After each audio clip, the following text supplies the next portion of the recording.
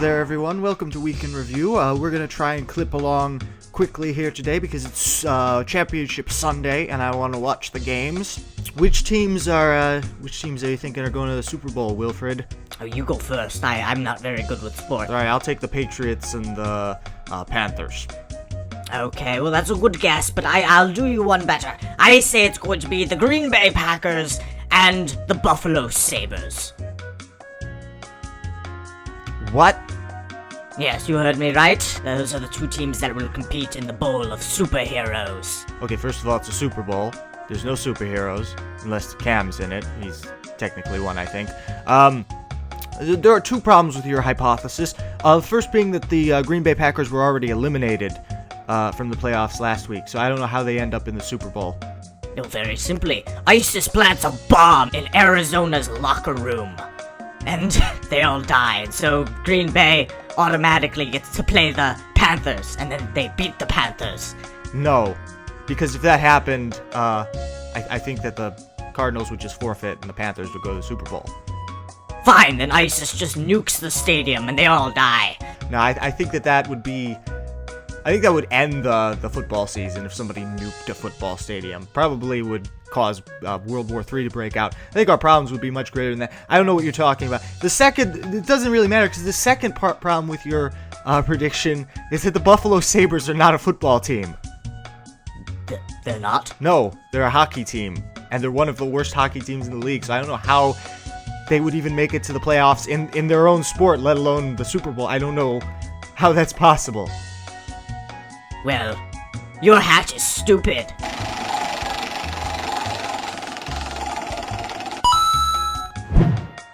And so we will start Week in Review with Air Structure of the Week, which goes to a plane titled Boeing 777 Livery Pack, created by Jordan COTV. Yes, I'm aware that last week's Air Structure was also a Boeing, but hey, Boeings can be great as long as they're properly detailed, and in this case, there's some superb detailing, let me tell you. Jordan COTV, don't know what that means. He's the CEO of television. I don't think that there's such a thing as that. He's the CEO of the Canada Channel. The only channel in Canada. Well, he's supplied some really impressive liveries here, as well as some landing gear, some loading equipment, and some really stellar interior work. But the thing that I really like about this project is the presentations. You got some really beautiful screenshots and renders here, pretty well composed. And when it comes to an aircraft that's been done to death here on PMC, Boeing's, it's the details in the presentation that really matter. So good job, Jordan COTV.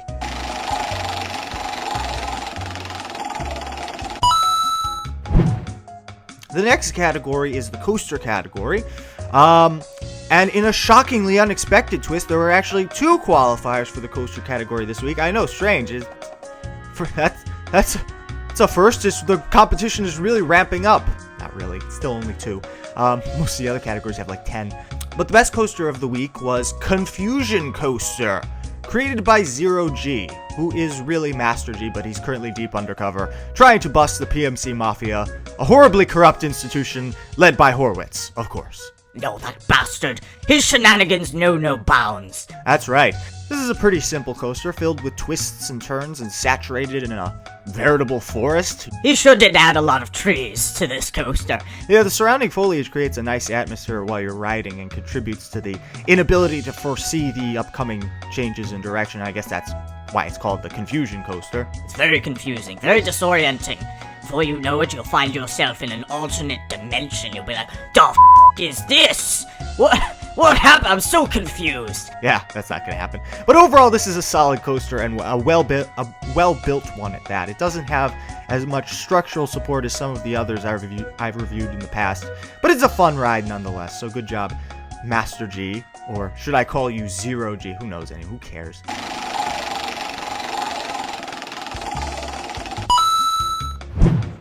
And now we move on to Minigame of the Week, which was a map titled Divergence, a Spot the Difference puzzle map. And this is a map amidst a never-ending storm of parkour courses, PvP arenas, and other, typical minigames.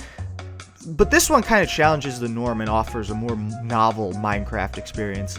And it's a fun take on the classic spot the difference concept, except that in this case you have to distinguish between two three-dimensional areas as opposed to two side-by-side images. It's not a particularly challenging task, but it's definitely a fun experience and an excellently built one as well. I suppose that's one of the things I like to see in minigames. Aesthetics are just as important as functionality in my book, so good job, We're Mouse 00. And that brings us to the first of our upper tier categories.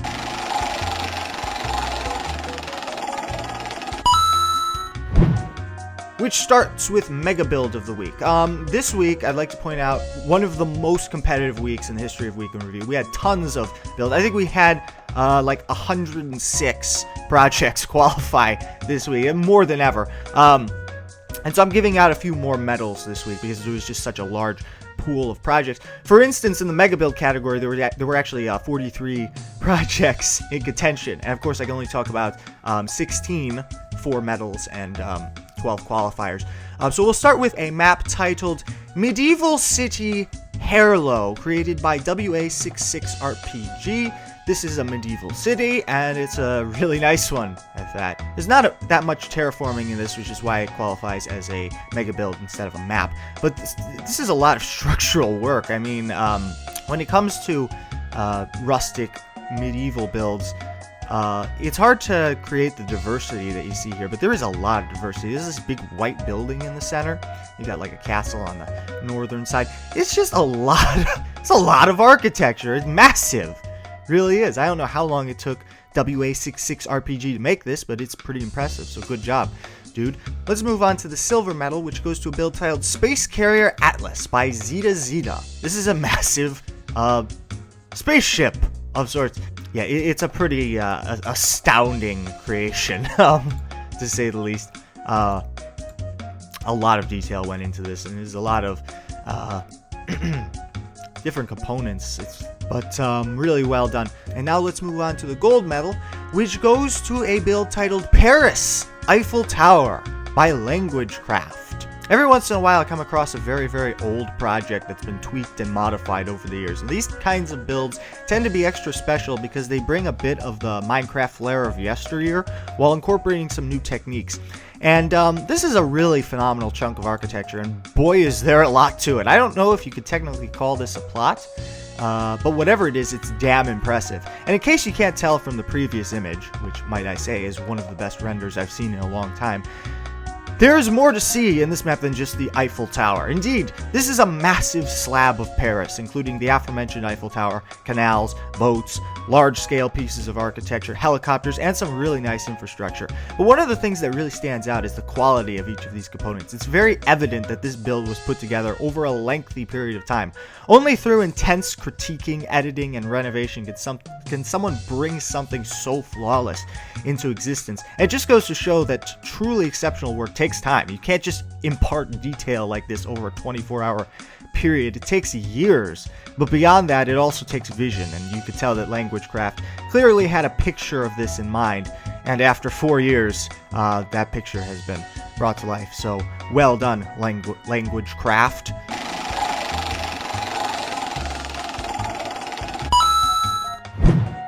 And now we move on to water structure of the week. And before we hand out the medal, I'd just like to say, for the record, I hate sailing. No, really, it's highly overrated. Wind is for hippies.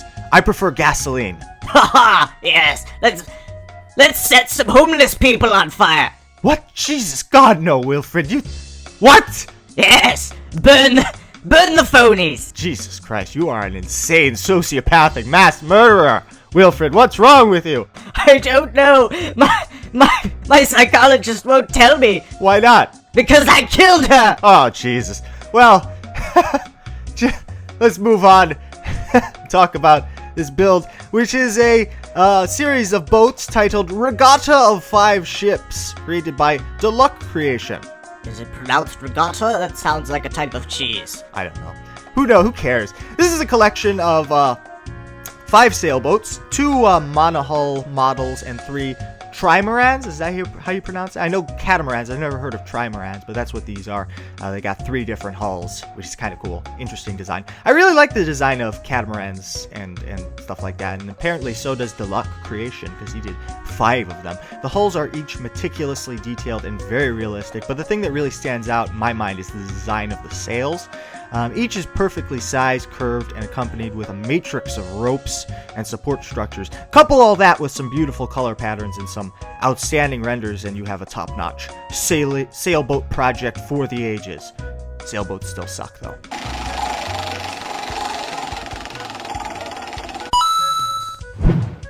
And now we talk about Hub of the Week, and this was a no-brainer for me to choose. Usually it's a tough decision to pick the best Hub of the Week, but this week, the best hub was CraftCadia Space Station, created by Prolithium. And this is an absolutely epic hub. And keep in mind, I always hesitate to use the word epic. It's a word that's highly overused on the internet, but in this case, it's perfectly fitting. Every minor component in this hub, be it the zooming asteroids, the hyper-futuristic architecture, or the coiled space dragon. Yes, you heard me, space dragon! Eater of worlds, queller of stars, a cosmic beast that dwells in the center of the sun. Yeah. And it's all flawlessly executed and full of immaculate details. It's really rare to see a hub so saturated with a high level of structures and organic work. Virtually everything in here could be a contender in the organic or mega build categories.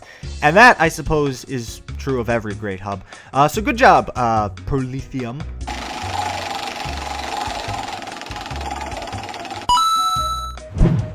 Now we move on to organic work of the week, and we actually have 4 medals in this category. We will start with a monstrous dragon titled DOVAH by Kevasaurus. And yeah, this is a dragon, and a scary looking one at that. What's with all the dragons this week? It's like the brown nosing me. They know I love dragons. Here, have 6 bronze medal, you sycophantic suck up, you. Yeah, I really like the wing design on this one. Typically, the wings are the hardest thing to do. And I actually think he used translucent material on the wings, which is a really neat idea. I like that. And you got lots of horns and talons and teeth and shit. It's a pretty fearsome looking dragon, so... and you expect nothing less from Kevasaurus, because he's pretty much the master of stuff like that, so good job, dude. The other bronze medal goes to something similar, titled Mechanical Horse, the Traveler. The Traveler! Yes, he travels across the sands of time. No, I think he just travels across, like, pits of lava, because that's what it seems like he's doing in this picture. Yeah, this is a mechanical horse created by Celestials. Yes, Celestials. No stranger to Week in Review. This is just a huge collection of gears and pieces of machinery that all comes together looking like a horse. And it's a pretty epic looking... Oh, I used the word epic again. I'm not supposed to do that. Pretty amazing looking horse, and he's got kind of like this lantern kind of hanging over his head, kind of like one of those weird like fish that live in trenches. Oh yes, I know what you're talking about. I don't know why the horse needs that. It seems like it would just block his view. What the hell is the point of that? Maybe maybe the horse is depressed and he needs that thing hanging in front of him to find a reason to get out of bed in the morning and cross the river of lava. It's like a giant mechanical Twinkie hanging in front of him. Yeah. It's a Twinkie. But yeah, overall, good job, Celestials. Moving on to the silver medal, which goes to a masterfully executed humanoid figure titled Insane Black Rock Shooter by Davichi. And I like to point out, Davichi honestly makes the best humanoid figures of anyone on PMC. I don't think anybody does it better. And this is, well, nothing short of spectacular. What the hell is this girl holding in her hand? What is that, a sword or something? Yeah, I think it's a sword. It looks like it's like 12 feet long. Jesus, Mary, mother of Christ. She can't hold that. That must weigh like 800 pounds. How is she holding that? That's got to be a terribly unbalanced piece of weaponry. Just dragging it around like... Yeah, I don't know how she could possibly swing that thing. She's got some pretty crazy hair going on. Yes, that is a crazy hairdo. Looks like there's a dead animal on her head of some sort. Like a giant tarantula. It's been killed and she's wearing its corpse as a hat. Not quite sure. Yeah, but overall, this is just like The anatomical detail here is amazing, and all of the clothing and the chain. Is there a chain there? Yeah, she's holding a chain too. Wow, this is just amazing. Good job, DOVAH. Keep up the great work. That brings us to the gold medal for organic work. And as you've seen so far, there were a lot of fantastic organic figures uploaded this week. In fact, I would dare say that this week was the most impressive week, at least in terms of anatomical details, in the history of Week in Review. But surprisingly, the best organic work of the week is not one of those figures. Instead, it's a living painting created by Finders. Why the two Z's? Because he's being electrocuted. You see, he's a serial killer and he's sitting in the electric chair and he's like, "Long live Finder!" And I know that this isn't a massive fire-breathing dragon or a steampunk horse, but hear me out. This is an example of quality over quantity, concept over visualization. It doesn't rely on blowing the viewer's mind, but instead is meant to make the viewer think. First of all, I'd like to point out that the mere two-dimensional backdrop of this painting is amazing in and of itself. Yes, but it's pixel art, and that is against the rules. You'll be sent to the Chamber of Fire to burn for 50,000 years, Finders, you son of a bitch! But I think it might be some of the best original pixel art I've ever seen. But that's only the tip of the iceberg. Finders also takes this build to the next level by adding multiple three-dimensional components that emanate from the surface of the painting. You got like a bird, a squirrel or something, and like a person hanging from the bottom of the frame. Everything, including the foliage, just kind of leaps forth from their two-dimensional world, creating a scene that evolves and plays out in majestic detail. It's a really whimsical idea, and one that's difficult to execute due to the small scale of some of the figures. But when it's done right, it can be just about the most beautiful thing you can create in Minecraft. So really well done, Finders. I was impressed by that.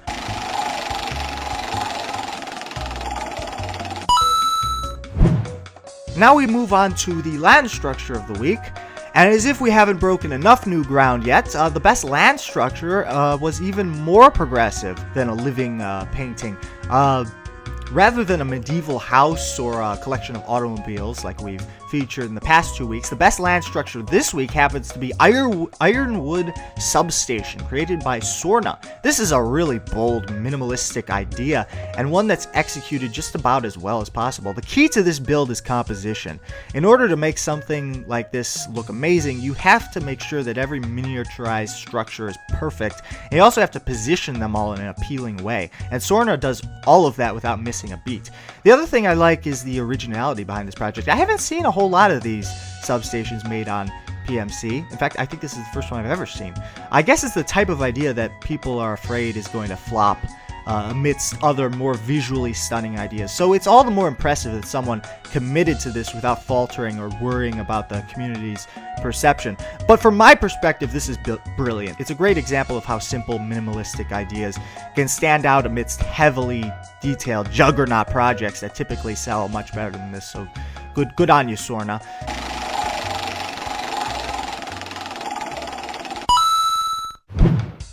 And now moving on to the gadget category, the best gadget of the week was a mod titled Planes in Vanilla Minecraft, created by McMacastine. There's not much to say about this one. In terms of aesthetics, the plane design is pretty impressive, and I'm not exactly an expert on vanilla modding, but this seems like quite a feat to me.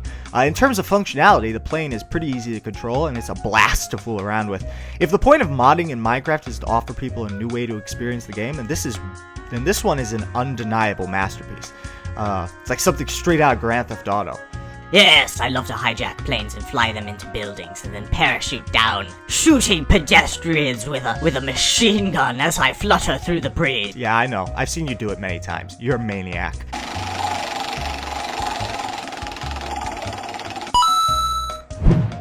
Moving on to terraforming of the week.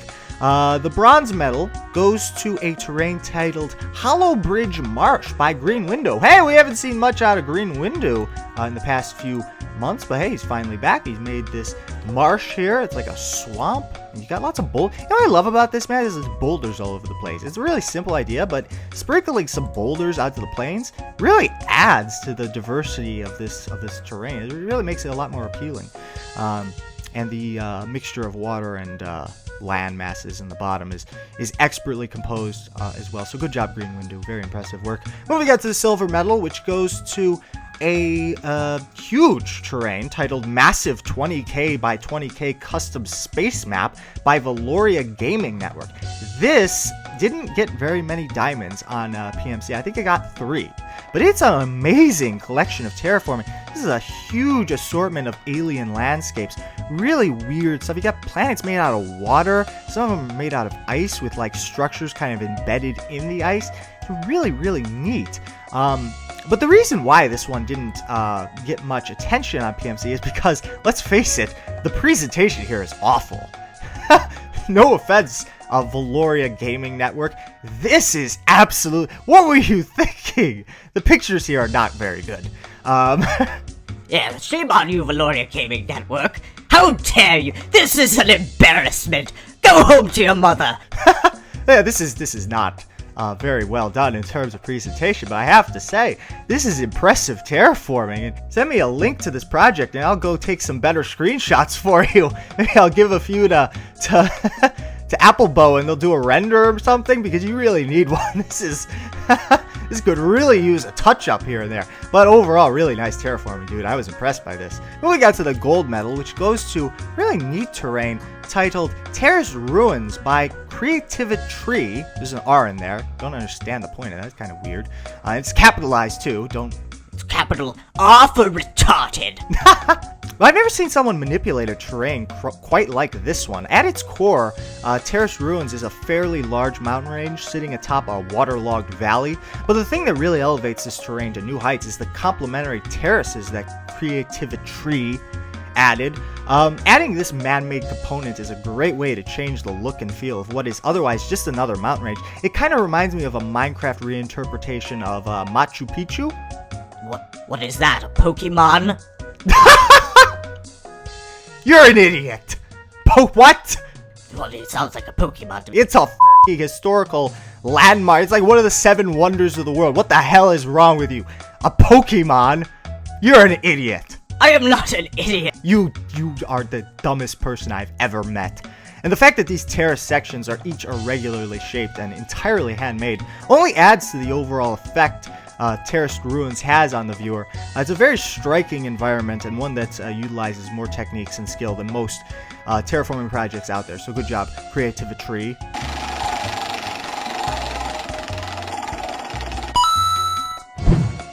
And then we move on to Plot of the Week, which is a plot titled Roofed Village by F. Whip Craft. Yes, people have been upset with the plots that I've chosen over the past 2 weeks, but I think this week you're going to like this one because, to be sure, this is without a doubt the best plot of the week and probably the best one of the year so far. This is really heavily detailed. One of the most heavily detailed plots I've ever seen. It's not particularly big, nor is it full of crazy architecture. This is simply overflowing with rich texture, a profuse usage of materials, and a deft incorporation of trees and foliage. And don't even get me started with the interior work. The insides of every structure is covered in top-notch decor from top to bottom. Inside and out, every corner of this plot is decorated in a calculated and consistent manner. But the thing that I really love about this plot is how utterly enclosed it is. When you stand anywhere inside it, it's completely impossible to tell that you're standing on a plot. It's because F. Whip Craft took the time to shroud the entire perimeter with trees and plant life. It's a completely contained ecosystem, and it feels like a microcosmic world of its own. Really impressive work, F. Whip Craft.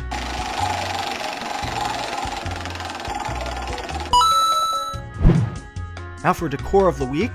Sometimes you come across a house that's almost entirely designed to showcase interior work, and this week that house is F House, created by MDRN. The F stands for No, it doesn't. It's Jesus Christ. Virtually every square inch of this abode is buried beneath a temperate landscape. Consequently, there's very little to be seen above ground. However, in this case, it's what's on the inside that counts. F House makes full use of its interior space by creating a cozy, minimalist environment. It's not completely overwhelmed with detail, but instead uses smart composition to wow the viewer. The dim lighting, skylights, and open room layouts are both unique and sublime to look at. Unlike most of the other interior spaces I've reviewed in recent weeks, this one doesn't focus on crazy material combinations. Instead, there's an increased focus on basic material contrasts, as well as smart layouts. The use of stone brick for example, is a great contrast to the predominantly white flooring. And at the end of the day, this is really captivating interior work. I don't know if I've ever seen minimalist decor done quite like this, but I'm sure that it stands out among the best of the best, so good work. MDRN. And now we move on to Map of the Week. Like the organic category, we are giving out 4 medals this week because the level of competition was just too high. The first bronze medal goes to a map titled The Old World by Mr. Batu. Mr. Batu, yeah, Mr. Batu again. I think that this is a server that Mr. Batu has finally posted after years of work. It's a massive map. I don't know exactly how big it is. I don't think that he specifies exactly how big it is, but there's multiple different terrains. You've got grasslands, mountain ranges, icy tundras, deserts. And you've got these huge cities in every terrain, each of which has kind of its own feel. You've got kind of like an Arabic city in the desert. The tundra city I can't really see too well from the screenshots he provided. But the grassland one is excellently made. Lots of medieval architecture and castles and the like. So good job, Mr. Batu. Very impressive work. The other bronze medal goes to a map titled The Ashvil Trade District by Evil Ash. And this is, well, I think that this was made with Conquest. I'm not exactly sure. It's a really richly detailed map with these kind of horns, and it's like terrain in the shape of these long talons kind of sticking up everywhere. Got lots of sharp peaks and stuff, and some really expertly crafted rustic architecture with a lot of small detail and a lot of interior work. This is really, really impressive stuff. It's not particularly big. It's certainly not as big as the Old World, but it's an impressive map to be sure. So good job, Evil Ash. The silver medal for maps goes to a map titled Shinzai, Memories of the Past by Pixel Beaster. And this is kind of like a Japanese garden with kind of this little dojo or something. It's really brightly colored. You got these organic figures walking around. You got a guy like holding a scythe or something. Not exactly what that is. Trees. You got beautiful stonework, some plant life. It's a really, really detailed organic map. Really impressive work, Pixel Beaster. And now, rounding off Week in Review with the gold medal, is a map titled Fission Isle by Jim Jobway. Fission Isle isn't an especially large map, but it's a bold one. This map embodies virtually every aspect of nuclear power, be it in the form of massive smokestacks or gigantic warhead-armed turrets. Aha, you see, Saddam was building weapons of mass destruction. This isn't Iraq. Yes, it is. Since when does Iraq have tropical islands with palm trees? Since well, perhaps this is the nice part of Iraq. That isn't a desert. There is no nice part of Iraq, and it's all shit. The whole country is a dust bowl. Really, we should just nuke it and put it out of its misery. Haha, here's to that. There's certainly no confusion as to what Jim Jobway wanted this map to be. Very rarely do you see a concept so flawlessly adapted and improvised in-game, and it's not an easy one. There's a lot of miniaturized components that have to be executed. That's another thing I like about this map. It incorporates multiple styles and motifs. It would have been easy to just build an industrial facility with purely mechanical elements, but Jim Jobway created something with more variance. The terraforming is natural, tropical, while the smokestacks contrasted with a more man-made, technical flair. Then you got the architecture, the sailing vessels, all feel dated, kind of Victorian style architecture, and the automated nuclear turret seems like something out of the far future. It's all mixed together. It's really weird. But all of this equates to one indisputable fact. This map is intriguing. There's a lot of components to digest and a lot of sound architectural skill was put into it. I don't often see maps like this, but when I do, it's a hell of a lot more fun to analyze and review them than, say, just another generic medieval castle. No offense to those of you out there who make generic medieval castles. I'm not having a go. Just calm down. It's okay. That's it. Time is up. I'm just gonna end it with that. End it with insulting half my viewer base. So thank you very much for watching. I hope that you enjoyed. Please do be sure to stick around for this week's list of qualifiers. It is a long list because there was a lot of work this week. So please enjoy. I will see you guys again next time. 5, 4, 3.